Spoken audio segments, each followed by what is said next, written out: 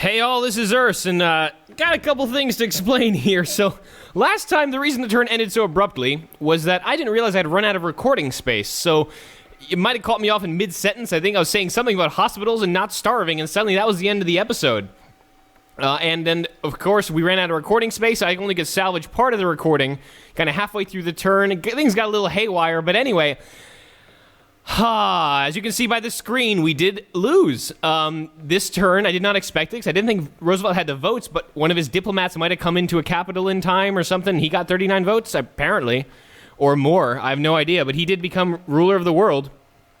And, yep, we have lost. But that was a heck of a game. We did take Berlin. That was kind of our goal. By the end of it, seeing as America is just a massive, massive, overwhelming force on the entire continent. It's just quite ridiculous. Italy's down to one city, Tojo's down to one city. We're much the only thing stopping America from completely overrunning everything, and we probably would get overrun eventually anyway. So it was more or less a foregone conclusion, but what can you do? It's just the way it worked out. But we can always do a post-mortem on this. Yeah, sorry it wasn't as dramatic for the ending as I would have hoped. Yep, sometimes things glitch out. Sometimes you run out of recording space. My bad.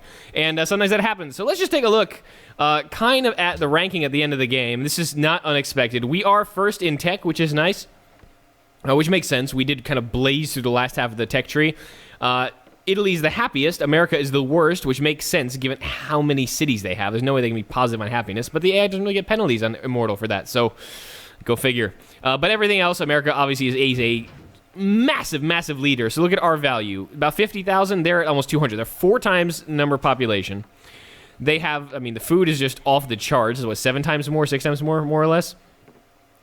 Manufactured goods, their production is about 7 times higher than ours. Their gold in output is just off the charts. Again, this is about 5 to 6 times higher than us. Their land control is about 4 times higher than us. Their military might.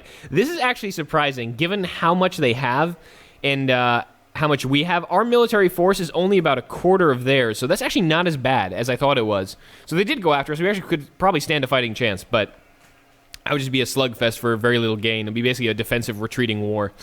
All right, so America is big and bad. We are Charlemagne, despite the fact that we lost. That's all right.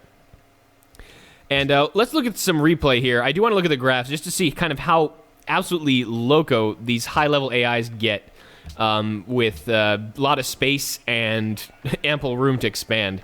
So score we don't need to look at because we know America's there. I think a couple things I want to see.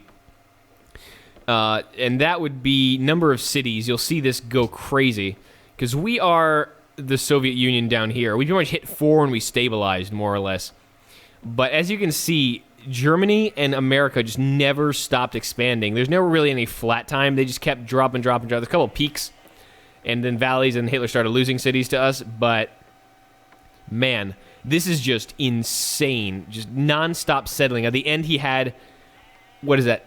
On this scale, the difference is about 18, so plus 9 is 63 cities by the end of the game is Roosevelt. That is freaking frightening. And then look at this. Even all the stuff we worked on through Hitler, he still had about 34 cities left. 34 and 63. I've never seen AIs with that many cities where they haven't killed everyone else yet, and they really haven't. They both had this. So this is just... Oh, this map was too big, basically. These Scrambled Continents maps are too big for just 8, I think. Next time we try and revisit maybe the World War II Slugfest. I do want to win one of these at some point. So when we revisit the World War II Slugfest, or free-for-all, whatever we want to call it, I know JFD and Janboruta have, like, potentially Chiang Kai-shek and Federico Franco kind of on the back burner. I don't mean to tie you guys to anything, but I heard this down by the wayside. Sometime in the future, we may do this with 10 folks, and maybe it'll be a little more balanced. But yeah, so number of cities, obviously insane. The other thing that would be really useful is to see techs, because I want to see how much. We were here, obviously we started a little lower because, you know, we're playing on Immortal, and we caught up here. But yeah, we didn't really start breaking tech until about 1900, then we got ahead. So yeah, we were really kind of behind the 8 ball on a lot of this, despite the insane amount of expansion. The AI could keep up on number of techs learned and science produced very easily. So America was only a couple techs behind us by the end of it too. So this would have gone haywire quickly. But yeah, I mean, this is the advantage of an Immortal level or high level AI. It's even worse on deity. I can imagine how much worse this would have gone for us. But yeah, they can expand at will basically, not really have happiness issues, and then still keep up on tech. And with that production and that level of tech, then it's just unfair. I mean, we did do good, though. I gotta say, we did do good. What else we wanted to see? I think science per turn would have been useful, too, to see. Let's see. Yeah, and this is the thing, right? Initial expansion, like, we were here, and we were actually keeping a little under, actually, despite the expansion numbers. And then look at this. We actually never really broke the number of science per turn that are coming out. Now, every city does increase tech costs by 5%, so this is a considerable deficit for them. They have to put out a lot more science to learn the same tech, but this is crazy. The amount, once these cities really got kicking, they got their science buildings up, it just started skyrocketing. Hitler the same way. He was really cranking along. So, yeah, that's, again, quite frightening. The only reason they could stay down is because the number of cities that actually penalized them for effective techs learned. But that was scary, and I also want to see military strength. It was up here. Military might. Apparently, it is non-existent. Really? This graph's kind of broken. Why are we at minus 17,000? I guess we went off the charts on military might here. Guys, I think I broke the graph. Can you try this again? Improved maintenance, military might. Yeah, we broke the graph. So there was a lot of military floating around such that we can't even tell. So yeah, apparently that was scary. And I guess I want to see the replay map to kind of see how quickly everyone expanded and how soon de Gaulle died. Really, that's my main question, is what happened on the Iberian Peninsula. So de Gaulle, Hitler dropped a city. I mean, we know America's kicking ass. Hitler dropped another city. De Gaulle's still on 1. De Gaulle dropped 2. Hitler's on 4. So already his production advantage is going to start paying dividends. 5, 6. So Hitler went like nutty expansion. He dropped 6 cities while de Gaulle still had 2. And we had 3. So by the time we had 3 cities, he had already dropped a total of 6. Jesus. All right, and even America didn't go that fast. They won a lot of this up by conquest, I think. Tojo was expanding pretty quick until America kicked him in the teeth. But look, 7 cities now for Hitler, only 2 for de Gaulle. So this was a foregone conclusion, man. Like, he was getting surrounded, he's getting outproduced. If we started there, we probably would have had a heck of a defensive war, maybe been able to kill Hitler before this happened, but with an AI that was playing very defensively, it seems, it was just pretty much a foregone conclusion, I think, at this point. Because see how long it's taking. It's turn 89. He's producing military units constantly at this point. So de Gaulle is just getting further and further behind. America is dropping cities like nuts because they've got a 7, just like Hitler, basically. Yep, and everyone else got a reasonable number of cities, but Hitler in America expanded quick, so he got a de Gaulle city, burned it to the ground. Man. Yeah, this is scary. He dropped another city before going for the capital. So he actually lasted much longer than I thought. I must have just missed him, honestly. I thought Hitler would have killed him much earlier.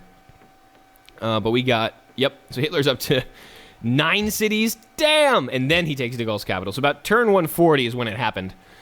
That was before we even took our first city off of England. So, okay. So that's when it happened, and that was pretty much the beginning of the end for our peaceful relations with Hitler, because then he just looked eastward. America, of course, just expanded like crazy. So did Poland, honestly. Poland dropped this really crazy city.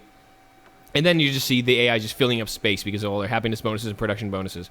Cities flipped a bunch. Is when Tojo pretty much dies because American Poland double declared on him. We got double declared on by American Poland, too, and we held our own. Remember that. That was a pretty fun war, playing that hella defensively, dropping citadels for resources.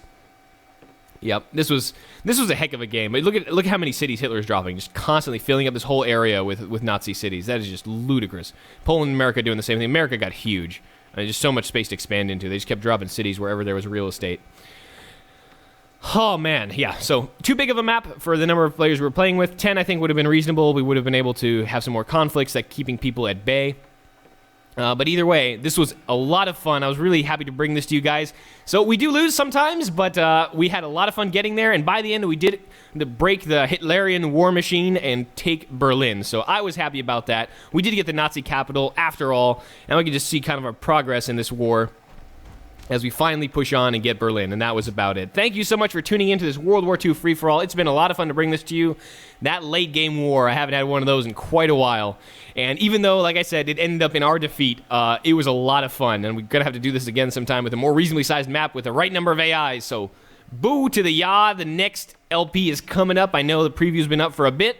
I bet you're all chomping at the bit to see how Cuba goes into space. So I'll bring that to you next time. Thank you all so much for tuning in. I have been Urs. This is the conclusion of the World War II free-for-all, and we will hit you back next time with the Cubans. All right, till then.